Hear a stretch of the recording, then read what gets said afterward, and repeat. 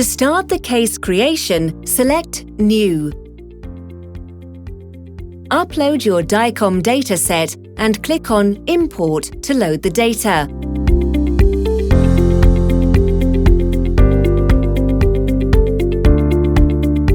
Once the data has been loaded, you can create the patient's specific information.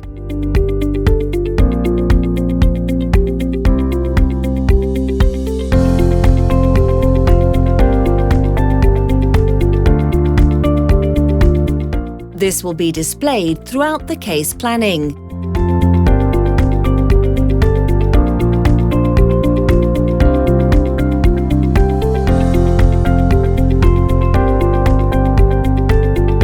Once all the data has been entered, the software opens automatically.